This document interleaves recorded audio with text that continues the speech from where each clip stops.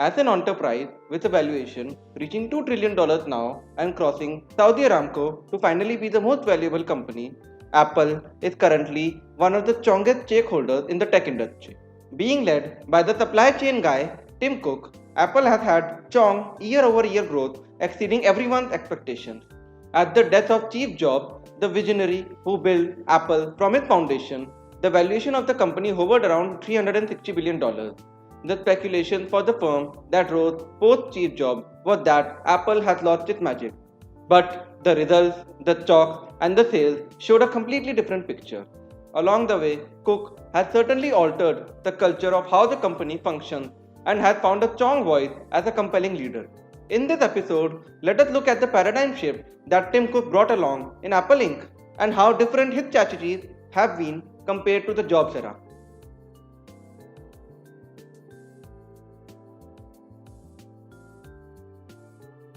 Tim Cook, a son of a shipyard worker, after his education has always worked in the field of supply chain, and he seems to have a Midas touch when it comes to supply chain. He worked at IBM for 12 years as Director of North American Fulfillment and amped up the supply chain for IBM in the whole North American region. He then also worked at Compaq before finally being poached by Steve Jobs in 1998 to be the Senior Vice President of Global Operations.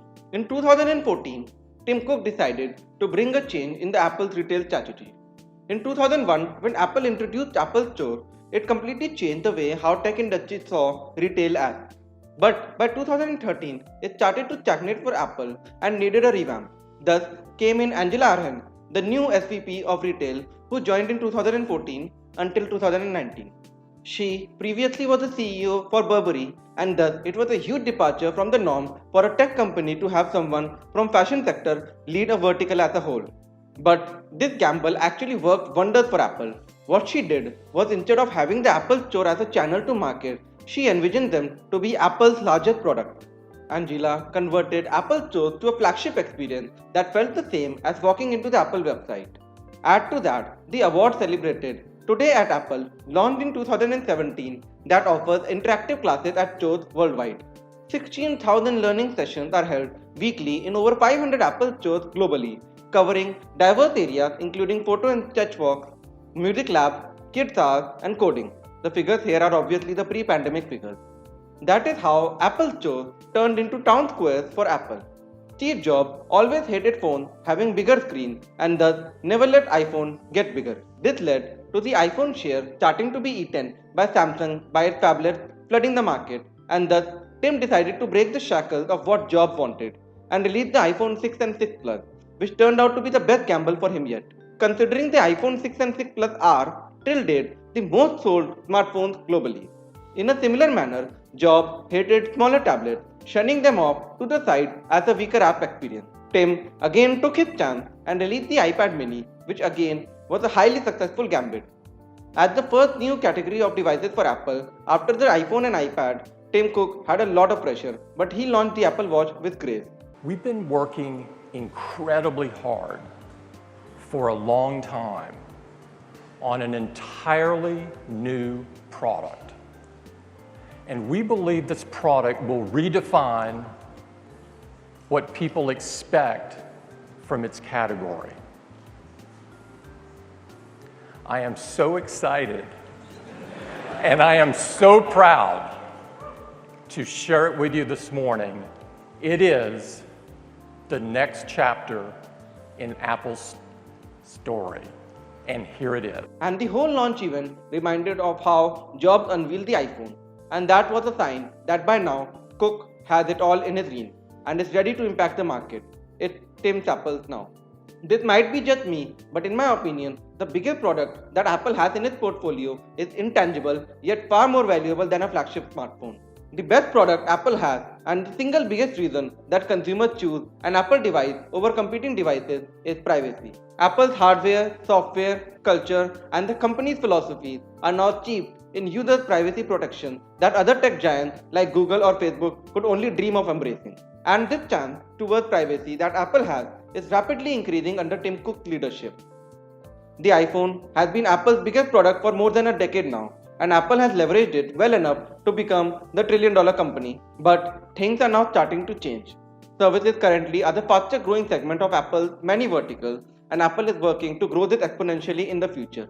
Many services are subscription based, thus, they don't depend on people having to upgrade a device or making an impulse purchase, but rather they simply bring in money every month. Tim Cook knows that the hardware market is getting tougher as smartphones become a commodity and price pressure makes it difficult for the company to maintain the current prices and margins of their flagship devices, which, even after the sky high prices, remain lower than the profit margin in the Jobs era. In early 2017, Tim Cook said that they would double their services revenue by the end of 2020, and the company is on target to do so. When it comes to hardware, even, it has been a highly impactful year for Apple as a whole. For the first time in years, it felt like Apple actually heard their consumers and did what they wanted. The new 10.2-inch iPad launched at the same price of $249 but with better screen and more features. The iPhone 11 for the first time was thicker than its predecessor, which basically gave it the best battery life among any flagship in the market and at an even cheaper cost at $649. The MacBook Pro 16-inch went back to the scissor switches in their keyboard and improved upon the thermals and performance while keeping the price point even cheaper than the previous generation. The new modular Mac Pro focused squarely on the enterprise market and made the product much more value for money than its counterparts from the other retailers. Tim Cook finally, after years of speculation, announced the shift of Apple Mac from Intel chips to chips of its own. For more details on the same, watch my video on how Apple Silicon changes the roadmap for Apple Mac as a whole. In my opinion, what Apple is looking forward to is to merge its software as a service vertical with its hardware and release a hardware plus software package as a service in itself. Let us list out the services Apple currently provides. iCloud storage, which for most people is $1 or $3 a month but can reach $10 a month for 1 terabyte of storage. Apple Music is $10 a month, though it's only $100 if you subscribe for a whole year. Students pay $5 a month, a family plan is $15 a month. Apple News Plus is at $10 a month, no annual subscription rate yet. Apple Arcade costs $5 a month, Apple TV at $5 a month, and finally Apple Care Plus costs just $10 a month. This, in total, can amount to around $350 a year.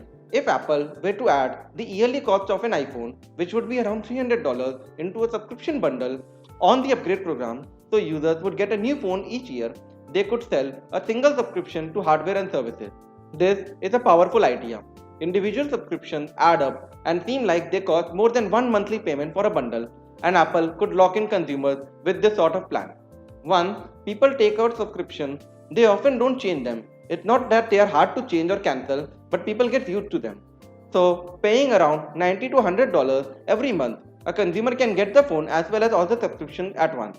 This would provide a potent revenue stream. For each million users, that would come to $1 billion. You can't deny that this is a very enticing idea, and it is easy to imagine that Apple will head down this route in the future. Thank you for tuning into this episode. If you like the content and learned something new, please do click on the like button and subscribe for more to come. You can reach out to me on the social links in the description below.